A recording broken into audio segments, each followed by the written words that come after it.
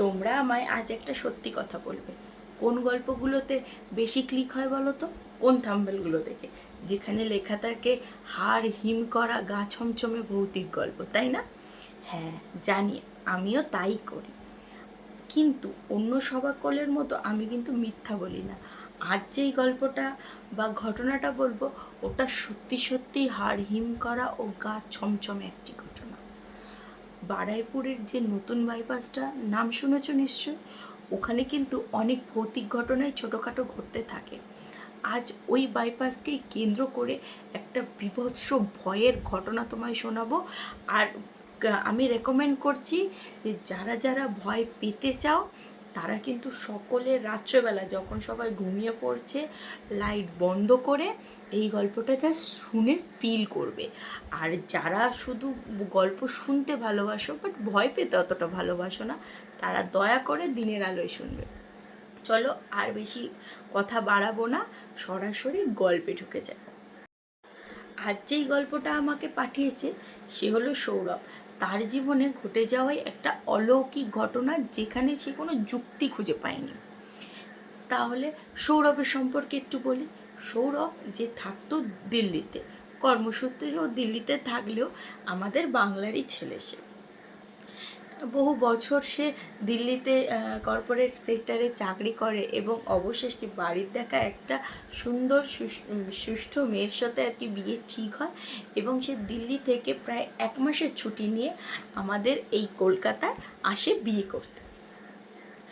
তো এতদিন পর যখন ছেলেকে আত্মীয় স্বজন মা বাবা সকলে পেলো, তখন না ওকে নিয়ে একেবারে সেই সেলিব্রিটি ট্রিট হতে থাকলো, যে কেউ আজকে এখানে ডাকছে, কেউ ওখানে ডাকছে। আর তাছাড়াও আমাদের বাঙালিদের কিন্তু একটা রিচুয়াল রয়েছে, বিয়ের আগে সকল আত্মীয়দের বাড়ি গিয়ে আইবুড়ো ভাত খাওয়া। তা ওই রকমই ও সকলের বাড়িতে সৌরভ গিয়ে আইবুড়ো ভাত খেয়ে এসে, তারপর যখন ব্যাপারটা একটু থিতিয়ে আসে, মানে সপ্তাহখানেক পর ও নিজেকে একটু রিলিফ বা ফাঁকা করতে পারে, সেই সময় হঠাৎই ওর মনে পড়ে ওর পিসির কথা। অ্যাকচুয়ালি সেই সময় মনে পড়ে না, ও ডিটারমাইন্ড হয়ে এসেছিল এইবারও পিসির বাড়ি যাবে। আসল কথা, ওর পিসি হলো ইন্টারকাস্ট ম্যারেজ করে, মানে এক মুসলিম পরিবারে উনি বিয়ে করেন। ফলত বাড়ির লোকের সঙ্গে কাকা জ্যাঠা সকলের সাথে ওর সম্পর্কটা, পিসির সম্পর্কটা আর কি ছিন্ন হয়ে যায়। কিন্তু ওর পিসি বিয়ে হওয়ার আগ পর্যন্ত ওই সৌরভকে নিজের সন্তান নিয়ে বড় করেছে, এবং ওর পিসির সাথে আর সৌরভের মা একই সাথে পড়াশোনা করায় দুজনের মধ্যে খুব ভালো একটা বন্ধুত্বেরও সম্পর্ক থাকে। তো সেই কারণে এই সৌরভ ও সৌরভের মা কিন্তু লুকিয়ে লুকিয়ে হলেও ওর পিসির সাথে সম্পর্ক রেখেছিল। সেটা যদিও তখন ও মানে সৌরভের বয়স যখন 5 থেকে 6, সেই বয়স পর্যন্ত ওর পিসির সাথে তবুও কম লুকিয়ে হলেও অল্প হলেও কন্ট্যাক্ট ছিল। সেহেতু ও পিসিকে খুব ভালোবাসে, তো ও প্রথম থেকেই এটা মানে শিওরিটি মনের মধ্যে নিয়ে এসেছিল যে এইবারে আমি যখন কলকাতায় যাচ্ছি আমি পিসির সাথে দেখা করব, সবার আগে ওনার আশীর্বাদ নেবো, তারপরে আমি বিয়ের পিঁড়িতে বসবো। এটা ও একেবারে নিজের মন থেকে প্রতিজ্ঞা করেই এসেছিল। এবং একদিন হঠাৎই বিকালবেলা পিসির কথা ওঠে মায়ের সাথেই, যে মা আমি পিসির বাড়িতে আইবুড়ো ভাত কবে খেতে যাব। তখন ওর মা একেবারে অবাক, কোন পিসির কথা বলছিস? তো তুমি তো জানো কোন পিসিকে, মানে আমার তো একটাই পিসি আছে, এরকম কিছু কথা হয়। এবং 1-2 কথায় ওর মা একেবারে ওকে নিষেধ করে ওর পিসির বাড়িতে যাওয়ার জন্য। আর নাছোড়বান্দা পিসির বাড়িতেই যাবে আইবুড়ো ভাত খেতে। তো যাই হোক, এই বিভিন্ন কথাবার্তায় ও প্রচুর পরিমাণে হাইপার হয়ে যায়, এবং মায়ের কথা না শুনে ও সন্ধ্যা ওই 6টা 6:30 নাগাদ পিসির বাড়ি যাওয়ার উদ্দেশ্যে আর কি গাড়ির চাবি টাবি না নিয়ে, শুধু খালি মানে জাস্ট মানি ব্যাগটা হাতে করে নিয়ে, ওয়ালেটটা নিয়ে ও বেরিয়ে পড়ে পিসির বাড়িতে পিসির সাথে দেখা করতে যাবে। এবার ওর এটা তখন রাগের মাথায় খেয়াল পড়েনি যে আমি পিসির বাড়িতে যাব, আমি তো প্রায় 15 বছর আগে ওখান থেকে ঘুরে এসেছি। আমি যদি কাউকে না নিয়ে যাই বা ওদের সাথে যদি কোনো রকম কন্ট্যাক্ট ছাড়াই যে আমি রাস্তা চিনব কী করে, এই ব্যাপারটা জাস্ট ওর মাথা থেকে বেরিয়ে গেছে। আর যখনকার কথা বলছি তখন ও অনেক ছোট, সেই সময় মোবাইলের চল একেবারে নেই বললেই চলে। সেহেতু কারোর ফোন নাম্বার থাকা একেবারেই অস্বাভাবিক, যে ওর কাছে কারোর ফোন নাম্বার ছিলই না। তো যাই হোক, ও অত কথা তখন ভাবার মানে টেন্ডেন্সিতে ছিল না। ও জাস্ট মাকে বলে ও বেরিয়ে পড়েছে। এবং এইবারে ও যেই রাস্তাটা, যে কামালগাছি থেকে যেই রাস্তাটা যাচ্ছে তোমার, একটা রাস্তা যাচ্ছে রাজপুর হয়ে বারুইপুরের দিকে, আর একটা আসছে ব্রিজের উপর থেকে, বা ব্রিজের নিচ থেকেও যাওয়া যায় অবশ্য, আমাদের পাটুলি বাইপাস থেকে যেই রাস্তাটা বারুইপুরের দিকে যাচ্ছে, যা মানে যেই বাইপাসটাকে আমরা নতুন বাইপাস বলে থাকি। এখন রিসেন্টলি আর কি লাইট পোস্ট লাগানো হয়েছে, কিন্তু 2-3 মাস আগে, ঠিক আছে, তিন চার মাস আগেও কিন্তু লাইট পোস্টের কোনো ব্যবস্থা ছিল না ওই বাইপাসে। ভীষণ পরিমাণে ওই বাইপাসে অ্যাক্সিডেন্ট কেস তো হতেই থাকে, কারণ ভীষণ রাশ ড্রাইভিং করে ওখানে সমস্ত মানুষ। সে ওইখানকারই একটা এক্সপিরিয়েন্স আছে, আমি গল্পের শেষে তোমাদের সেটা শেয়ার করছি। সে যাই হোক, ওই রাস্তাটা ওই মিডিল দিয়ে আদিগঙ্গার যেই খালটা ওইটা গেছে, আর দুদিকে বাইপাস, বড় চওড়া রাস্তা, আর গাছপালা, জনবসতি নেই বললেই চলে, কয়েকটা কমপ্লেক্স দোকান হিজিবিজি রয়েছে, নাই একেবারে নেই বললেই চলে। এরপর ওই রাস্তাটা গিয়ে দুদিকে ভাগ হয়ে যাচ্ছে, একটা যাচ্ছে কুলপি রোড, আর একটা যাচ্ছে বারুইপুরের যে বাজার আর কি, জংশন এরিয়ার ওই দিকটা। এবার ও ওঠে অটোতে এবং ওকে নামিয়ে দেওয়া হয় ঠিক ওই মানে ক্রসিংটা, যেটা দুদিকে দুটো রাস্তা চলে যাচ্ছে, ওই ক্রসিংয়ের মিডলে। এবার ওর গন্তব্যস্থল হলো, যতটা মাইন্ডে রয়েছে, ওর গন্তব্যস্থল হলো ওই সমস্তটা মানে লোকালয় ছাড়িয়ে যেই দুটো রাস্তা, মাঝখান দিয়ে খাল, দুদিক দিয়ে রাস্তা পাকা, সেই রাস্তাগুলো যেখানে একেবারে আগেও লাইট পোস্ট ছিল না, এবং যেই দিকে লোকজন যাচ্ছে না বললেই চলে, ওই রাস্তাটা থেকে প্রায় তোমার 45 মিনিট পর্যন্ত হাঁটা পথ পড়বে, এবং তারপরে পড়বে ওর পিসির বাড়ির গ্রামটা। তো ওর অতটাই মাইন্ডে ছিল, মনে ছিল, ও আর কি ওইভাবেই হাঁটতে শুরু করেছে। দেখছি একটা লোকও অটো থেকে ওইখানে নামলেও না, আর ওইদিকে তো কোনো লোক যাতায়াতই করছে না। এইবার ওর তখন মায়ের কথা মনে পড়ছে, যে রাগারাগি করে ফট করে না বেরিয়ে যদি আমি কালকে সকালে আসতাম তাহলে হয়তো কাজটা বেটার হতো। তো থাক, এসে গেছি যখন, পিসির বাড়িতেই যাব, আমি আর অন্য কোনো কথা ভাববও না, আর অন্যদিকে যাবও না। তো যাই হোক, ও নিজের মানে মনে আর কি বিভিন্ন ধরনের চিন্তা করতে করতে করতে করতে আগাচ্ছে। বেশ কিছুক্ষণ যাওয়ার পর হঠাৎই ঝিরিঝিরি বৃষ্টি শুরু হয়ে পড়ে। এবার জাস্ট মানে ভেবে দেখো, তখন প্রায় ঘড়িতে বাজে 9টা থেকে 9:30। যে দূরে যেই গ্রামগুলোর তো কোনো লাইট দেখা যাচ্ছে না, ও এমন একটা জায়গায় এসে বৃষ্টিটা শুরু হয়, ও যখন ব্যাক ঘুরে পেছন দিকে তাকাচ্ছে যেখানে অটো আর কি নামিয়েছিল, ওই পিছন দিকেরও আলোগুলো ওর কাছে ঝাপসা হয়ে গেছে, মানে ও বেশ কিছুটা এসে পড়েছে। এক পাশে খাল জঙ্গল, আর এক পাশে শুধুই জঙ্গল, বড় বড় গাছ, ছোট গাছ, ঝোপঝাড়, একেবারে উচ্চুটি অন্ধকার, যেইটুকুনি আলো আছে শুধুমাত্র ওর মোবাইলের আলো। তারপরে বৃষ্টি পড়ছে, মানে কি মোবাইলটা যদি পকেটে না নেয় তো আর কি মোবাইলটা ওরও 12টা বেজে যাবে। তো নিজের উপরে বেশ রাগ হতে শুরু করেছে, তবুও বলছে যে না, পা চালিয়ে যাই, আমি গ্রামটা কোথায় আমি ঠিক পৌঁছে যাবো, মানে একটু জোরে গেলেই আর কি হবে, হোক না অসুবিধা, মায়ের মতো ভালোবাসি পিসির জন্য এইটুকুনি করতে পারবো না, এরকমই বিভিন্ন কথা ভাবতে ভাবতে এক মনে যাচ্ছে। ঠিক আছে, চারিদিক অন্ধকার, ঝিঝি পোকাও ডাকা বন্ধ করে দিয়েছে বৃষ্টির কারণে, রাস্তায় কুকুরও নেই। হঠাৎ সেই সময় একটা আওয়াজও শুনতে পায়, এই যা যা, ঠিক এইরকমভাবে কেউ একজন কথা বলে ওঠে। ও না দাঁড়িয়ে পড়ে। যখনই ওর কানেই আওয়াজটা এসেছে, ওর পা দুটো যেন 10 কিলো ওজন বেড়ে গেছে, ওর পা দুটোকে নাড়ানোর ক্ষমতা নেই, আর সারা গায়ে যে লোমগুলো ছিল যেন একেবারে দাঁড়িয়ে গা থেকে বেরিয়ে আসবে, ঠান্ডা হয়ে গেছে ওর, মানে যেই আওয়াজটা শুনেছে হৃৎপিণ্ডটা দুপুক দুপুক করে কাঁপছে। আরও 2-3 সেকেন্ড, প্রথমে আওয়াজটা এলো পিছন থেকে, সেম কথাই আবার ও শুনতে পায় ঠিক ওর কানের কাছ থেকে, মানে কান থেকে এই সোজা বরাবর, এই যা যা এখান থেকে। হলো আরও 2-3 সেকেন্ড পর কথাটা আসছে ওর সামনে থেকে, এই যা যা এখান থেকে। যখন এই সামনে থেকে এসছে, ও তখন মোবাইলের আলোটা আস্তে আস্তে উপর দিকে তুলেছে যে কে ডাকছে আমার। যখনই ও আলোটা তুলেছে, ও দাঁড়িয়েছিল একটা সোজা নীল কালারের পাঁচিলের পাশে, এবং ওই পাঁচিলের ভেতরে ছিল প্রচুর বাঁশ গাছ, ছোট বড় মেশানো প্রচুর বাঁশ গাছ, এবং একটা বাঁশকে জড়িয়ে রয়েছে একটা মানুষের অবয়ব। ওই যেরকম পান্ডাগুলো বাঁশকে এরকম হাঁক করে না, হাত পা দিয়ে একেবারে আষ্টে পিষ্টে বাঁশটাকে জড়িয়ে রেখেছে। যে জড়িয়ে রেখেছে তার হাত আছে, পা আছে, গলা আছে, নেই শুধু এই মুখের মাঝখানটা।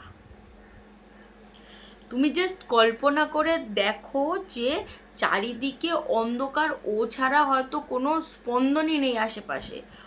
ওই সময় ওর সামনে ও দাঁড়িয়ে দেখছে যে একজন একটা বাঁশকে গলা জড়িয়ে চেপে দাঁড়িয়ে রয়েছে, যার মুখটা পুরো অন্ধকার। আবারও কয়েক সেকেন্ডের বিরতি, তারপরও দেখছে ওই অন্ধকার মুখটা থেকে দুটো লাল লাল গোল সার্কেল হলো। এরপরে মুখের জায়গায় তো কিছু নেই, অন্ধকার, কিন্তু ও বুঝতে পারছে যে ওই দুটো হলো চোখ।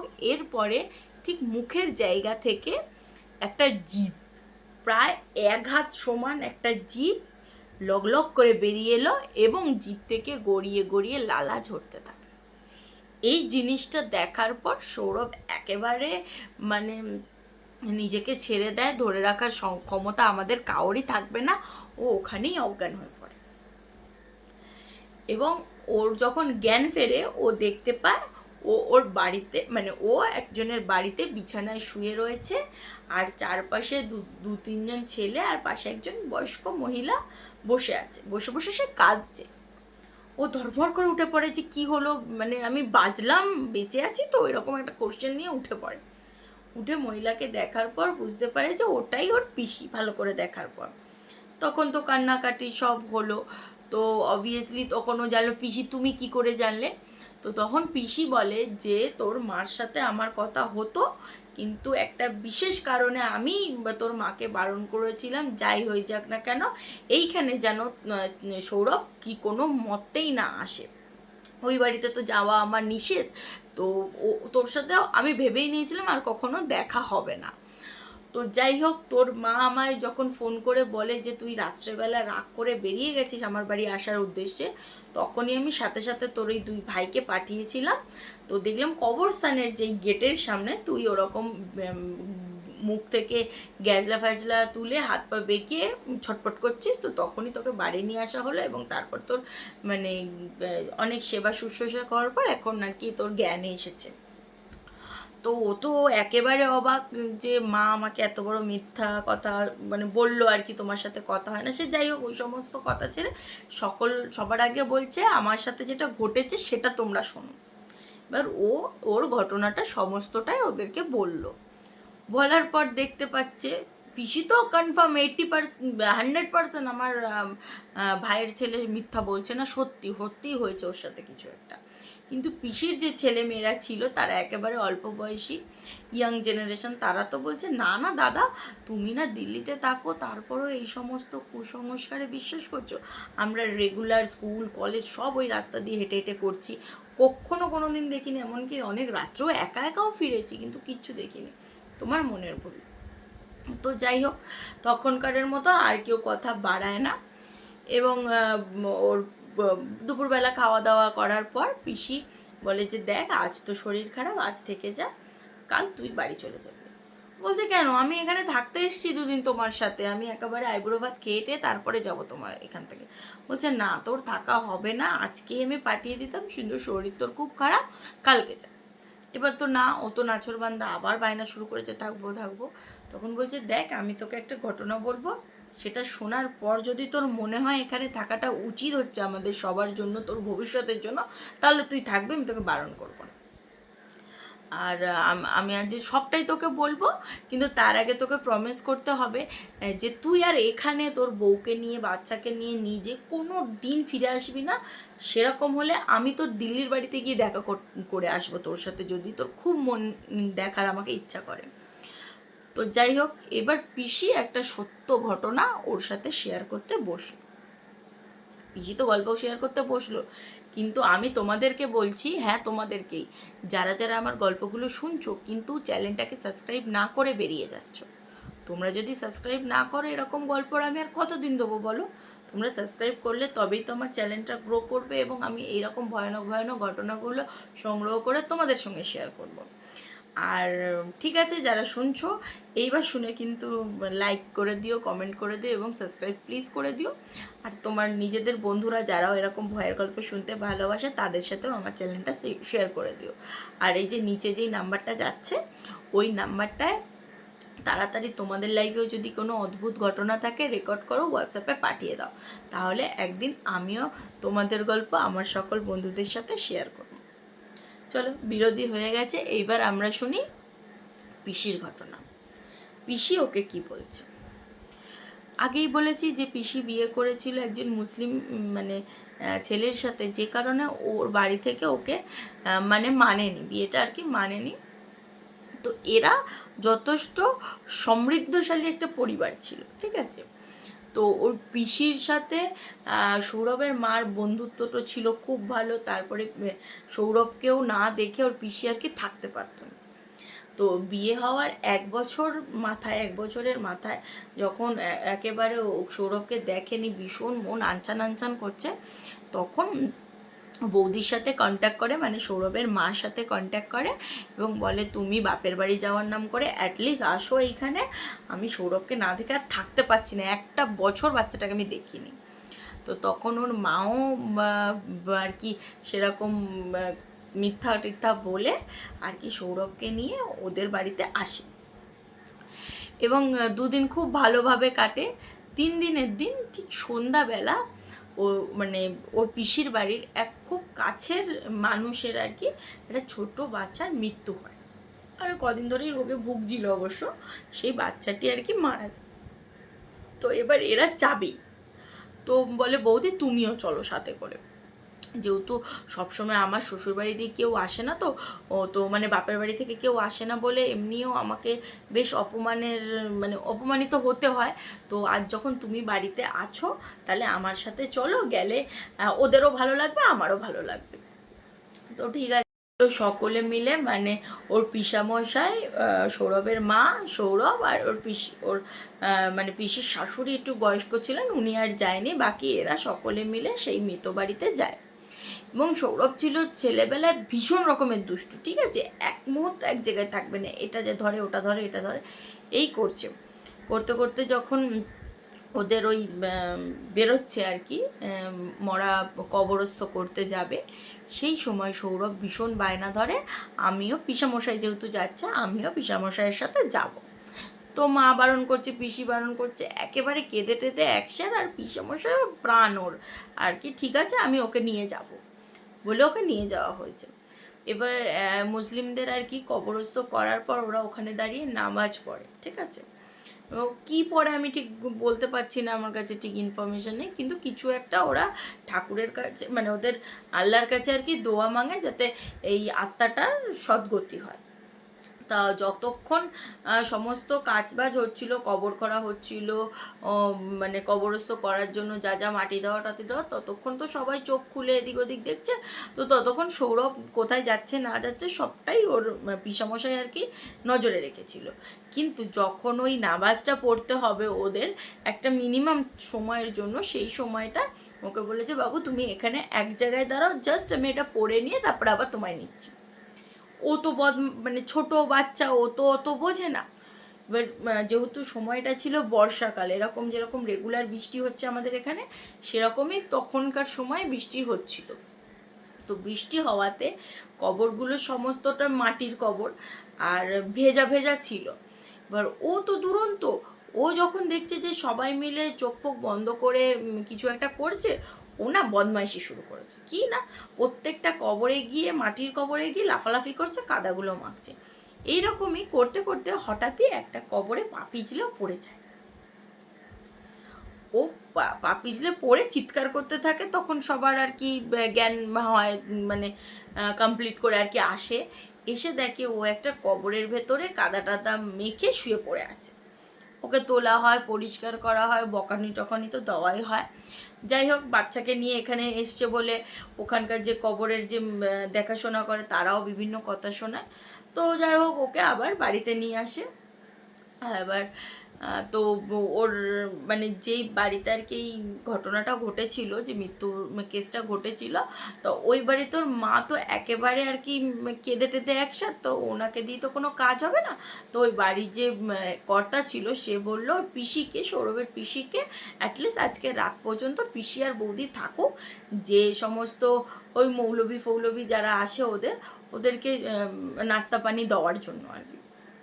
তো এইবার মানে ওর পিসামশাই, সৌরভের পিসামশাই বললো মা তো একা আছে বাড়িতে, তাহলে আমি চলে যাচ্ছি, তোমরা বাচ্চা নিয়ে এখানে থাকো। এইবার সৌরভের আবার বাদরামি শুরু, আবার ও বায়না ধরছে এইবার আমি পিসামশাইয়ের সাথে ওই বাড়িতে যাবো, এখানে মাটির বাড়ি আমি থাকবো না। এবার সে কিছুতেই কথা শোনে না। তারপরে ওর পিসি আর মা ডিসাইড করলো যে এমনিতেও মাটির বাড়ি, ওয়াশরুম, বাইরে কোথায় সাপ খোপের ভয়, দরকার নেই, ও পিসার সাথে যখন যেতে চাইছেই এত জোর করে যাক। ওর বয়স 5, ও তো অত বোঝে না যে রাস্তা অন্ধকার হবে বা কিছু হবে। যাই হোক, ও পিসামশাইয়ের সাথে সাইকেলে পিছনে বসে বেরিয়ে পড়েছে। আরও গ্রাম, অতদিন আগেকার ঘটনা বলছি, মানে একেবারে গন্ড গ্রাম, চারিদিকে মাটিরই রাস্তা, কোনো পাকা রাস্তা বা ইটের রাস্তাও পর্যন্ত কিন্তু ছিল না। এইবার সাইকেল চলছে, যাচ্ছে, দূর থেকে দেখতে পাচ্ছে যে বড় বড় কলা গাছের বাগান পড়বে। তারপরে কিছুটা গেলে বেশ, ধরো ওখান থেকে ওদের বাড়ির ডিস্টেন্স না করে হলেও 45 মিনিটে সাইকেলে, মানে যথেষ্ট দূর। এবার যাচ্ছে, বৃষ্টি কাদা চারিদিকে, জল টল জমেছে, সাইকেল চালাচ্ছে, চাকাও ডিবে ডিবে যাচ্ছে, এরকম করে করে আগাচ্ছে। এবার যখন ওই কলা বাগানটার কাছে এসছে, সাইকেলের চেনটা ফট করে পড়ে গেছে। এবার বাচ্চাটাকে বলছে যে তুমি এখানে বসো সৌরভ, আমি সাইকেলের চেনটা তুলে নিই। সাইকেলের চেনটা তুলেছে, জাস্ট আবার 2 পা প্যাডেল করেছে, আবারও সাইকেলের চেন পড়ে গেছে। ঠিক আছে, এইবার উনি সাইকেলের চেনটা ঠিক করে যেই উঠে দাঁড়িয়েছে, দেখছে রাস্তার একটা সাইডে, ঠিক আছে, এরকম লম্বা করে ওই মরা, যখন মুসলিমদের আর কি মরা যখন নিয়ে যায়, কাফনের, ওদের সাদা রঙের একটা কাপড় থাকে, ওই কাপড়টাকে বেঁধে তারপরে আর কি মাদুরে মুড়িয়ে কবরস্থ করা হয়। তো ওই মানে একটা মৃতদেহ, যেটা কবরস্থ করার মতো রেডি করা মৃতদেহ রাস্তার পাশে পড়ে রয়েছে। চারিদিকে শুধু ধান ক্ষেত, জঙ্গল, ধান কেটা হয়ে যাবার পর মাঠে জল জমেছে, বড় বড় গাছপালা, কোনো গ্রাম নেই। হঠাৎ দেখতে পাচ্ছে একটা কাফনের পরা একটা লাশ পড়ে রয়েছে। মানে ওনার হাত পা ঠান্ডা হতে শুরু করে দিয়েছে যে এটা কি করে এখানে এলো। উনি তখন উঠে দাঁড়িয়ে সবার প্রথমে কি করেছে, সৌরভকে সামনে থেকে, পেছন থেকে সামনে বসিয়েছে, বলছে বাবা তুমি আমায় জড়িয়ে ধরো, তুমি চোখ খুলবে না, দয়া করে চোখ খুলো না, চারিদিকে অন্ধকার, তো তুমি একেবারে বাড়িতে যাবে, আমি যখন বলবো তখনই চোখ খুলবে। ঠিক আছে, ও পিসামশাইকে জড়িয়ে নিয়েছে, যেহেতু অনেক লাফালাফি করেছে তো ঘুমও পাচ্ছিল একটু, জড়িয়ে নিয়ে ওর পিসামশাই সাইড কেটে আর কি, যে কাফনটা পড়ে রয়েছে সেই কাফন পরা বডিটাকে সাইড কেটে সাইকেল নিয়ে চলে আসে। আবার কিছুটা যাওয়ার পর ওর সাইকেলটায় আবার চেনটা ঠিক করেছে, দিয়ে আবার প্যাডেল দিয়ে দিয়ে তাড়াতাড়ি করে পৌঁছাতে গেছে। এরপরে আসছে একটা বড় বাঁশবাগান, দুদিকে বাঁশবাগান, আর গাছগুলো না এই রকম হয়ে গেছে, মানে একে অপরের সাথে লেগে এইরকম ছাউনি মতো তৈরি হয়েছে, মাঝখান দিয়ে মাটির রাস্তা। দূর থেকে দেখতে পাচ্ছে বাঁশ গাছগুলো না ভীষণভাবে দুলছে, এরমভাবে দুলছে, ওই পুরো একেবারে যে সেট আপ করা একসাথে, ও শুদ্ধ নিয়ে পুরো বাগান যেন এরকম দুলছে। কোনো দিকে জনমানব নেই, সঙ্গে একটা ছোট্ট শিশু, বৃষ্টিতে কাদাতে গায়ে হাত পায়ে কাদা লেগে। উনি বলছে এইবার আমি কি করব। উনি জাস্ট ওদের ভগবানের নাম নিচ্ছে যে যা হোক করে আমি যেন আজকে আমার বাচ্চাটাকে নিয়ে আমি ঘরে পৌঁছাতে পারি, পরের ছেলে আমার যাই হয়ে যাক ওর যেন কিছু না হয়। তো এমনি করে বাচ্চাটাকে একেবারে নিজের সঙ্গে চাপটে ধরে সাইকেল চালাচ্ছে।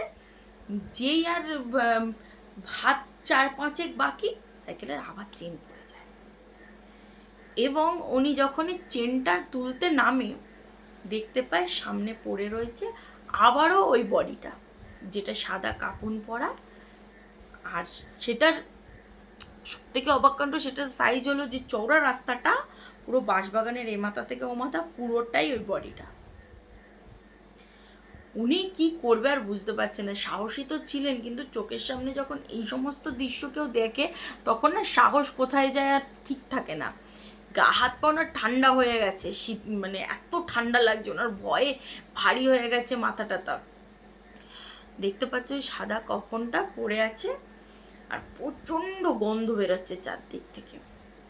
ঠিক আছে, এবার তারপরে পাশ থেকে দেখছে একটা সরু সরু রাস্তা মতো গেছে। ঠিক আছে, ওই রাস্তা দিয়ে ওকে আর কি সাইকেলটাকে নিয়ে বেরোতে হবে। নিচ থেকেও যেতে পারবে না, কারণ মাঠগুলোয় জল হয়ে গেছে দুটো দিকে। ও যাবে কি করে, গেলে ওকে ওখান থেকেই যেতে হবে। উনি তখন কি করলো, মানে ওখানে দাঁড়িয়ে দাঁড়িয়ে ওদের কালমানা কি হয় ওটা পড়তে থাকলো। যখনই ওটা পড়লো, পেছন থেকে ওই ভোপুগুলো বাজায় না, মানে ভ্যানের যে ভঁ ভঁ করে আওয়াজ হয়, ওই আওয়াজ এলো। আওয়াজে দেখছে একটা লোক আর কি, মানে জীবিতই একজন লোক, আর বলছে দাদা রাস্তার মাঝখানে দাঁড়িয়েছেন কেন, সাইকেল নিয়ে বাচ্চা কাচ্চা নিয়ে, কী হয়েছে এরকম জিজ্ঞাসা করছে। তখন ওই লোকটাকে ও ভয় জাস্ট দেখালো, বললো সব, মানে বলছো এখান থেকে নিয়ে চলো, সব কথা বাড়িতে গিয়ে বলবো, তোমার যত টাকা লাগে আমি দেবো, কিন্তু তুমি আমার সাথে আমাকে বাড়ি নিয়ে চলো, এই বাচ্চাটাকে আমাকে বাঁচাতেই হবে। তো অবভিয়াসলি ওকে ওই লোকটা নিয়ে আসলো, কিন্তু লোকটা যখন এসছে তারপরে আর কোনো কাফনে মরা লাশ বা কিছু দেখতে পাওয়া যায়নি। তো যাই হোক, ওকে নিয়ে গেল, এবং নিয়ে যাওয়ার পর ওই লোকটিকে সবটা জানালো। কিন্তু লোকটি একেবারে অস্বীকার, যে আমি তো রেগুলারই প্রায় আমার যেতে যেতে 3-4 বেজে যায় রাত্রেবেলা কোনো কিছু কিছু সময়, আমি কিন্তু কখনো সেরকম কোনো কিছু দেখতে পাইনি তোমরা যেরকম বলছো। তো যাই হোক, হয়তো তোমরা লাশ দফন করে এসেছিলে বলে এই সমস্ত কিছু দেখতে পেয়েছো, হতেই পারে। তো যাই হোক, কালকে গিয়ে একটু ঝাড়ফুঁক করে নিয়ে এসো। তো সেই দিনের মানে উনি চলে যাওয়ার পর বাচ্চাটার গা থেকে হঠাৎ করে না, মানে বাচ্চাটার ঘুমিয়েই পড়েছিল, সৌরভ প্রায় ঘুমিয়ে পড়েছে। তো ওর যেহেতু কাদা টাদা মাখা ছিল জামা কাপড়, জামাটা চেঞ্জ করতে গেছে, কাছে এসেছে না, সৌরভের গা থেকে ভীষণ পচা ভটকা একটা গন্ধ বেরোচ্ছে। তাড়াতাড়ি জামা কাপড়গুলো খুলেছে, ওর জামাটা যখন ঝেড়েছে, জামার পকেট থেকে দেখতে পাচ্ছে এই যে কেনি আঙুল, এই একটা কেনি আঙুল আধ পচা, মানে একটু হাড় দেখা যাচ্ছে, একটু পোকা, একটু মাংস লাগানো, এরকম একটা আঙুল আর কি ওর পকেট থেকে পড়েছে। এবার ওকে জিজ্ঞেস করছে এইটা কি, কোথা থেকে এসেছে। বলছে আমি যখন ওই কবরে পড়ে গেছিলাম, ওই কবরের ওই মানে ওঠার সময় আমার হাতে কিছু একটা পড়ে, আমি ধরে নিই, আর উঠে দেখি এটা আমি নিয়ে এসেছি, খেলবো কালকে সকালে। তো যাই হোক, ওটা দিতে চায় না, জোর জার করে নিয়ে নেওয়া হয়। পরের দিন ওঝার কাছে নিয়ে যায়, সবটা বলে। তো বলার পর ওঝা আর কি ওদেরকে করতে বলে যে যেই কবরটায় ও কি পড়ে গেছিলো, ওরই ওই আঙুল ও নিয়ে এসেছে। ওই যে লাশটা ওদের পেছন পেছন এসেছে আর কি, ওর উপর রাগ নিয়ে, মানে ওর জিনিস যেহেতু নিয়ে এসছে, ওকে ও মারতে এসেছিলো এবং নিজের জিনিসটা নিয়ে যাবে বলে এসেছিল। তো যাই হোক, ওকে নিয়ে আবার সেই কবর খোঁড়া হলো রিকোয়েস্ট করে, তো ওই জিনিসটা ফেরত দেওয়া হলো, বিভিন্ন রিচুয়াল হলো, এবং সৌরভকে স্ট্রিক্টলি বারণ করে দেওয়া হয়েছিল কখনো যেন আর ওর পিসির বাড়ির এলাকায় ওর না আসে। এই কারণেই ওর মা এই ঘটনা তো ওর বাবাকে কাউকে জানায়নি। এবার ও অতটা ছোট, ও কাউকে বলেন, মানে ও বুঝতেই পারেনি যে কিছু হয়েছে বলে। তো সেহেতু ওর মাও আর কোনোদিন এখানে আনেনি, ওর পিসিও ওদের সাথে সম্পর্ক মানে ত্যাগ করে আর কি। তো এই হলো ঘটনা।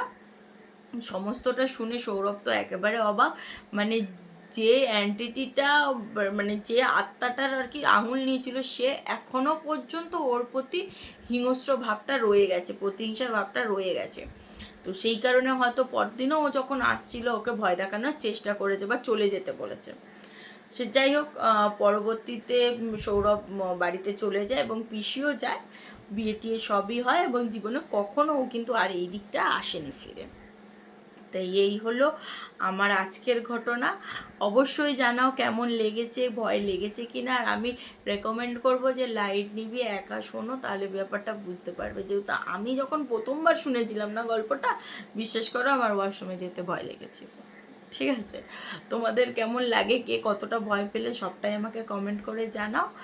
আর চলো আজকের মতো তাহলে টাটা, গুড নাইট। দেখা হচ্ছে আবারও একটা পরবর্তী ঘটনা নিয়ে, ভয়ের অনুভূতির নতুন একটা এপিসোডে। সবাই ভালো থাকবে, সুস্থ থাকবে, আর আমার চ্যানেলটাকে সাবস্ক্রাইব করবে। নমস্কার।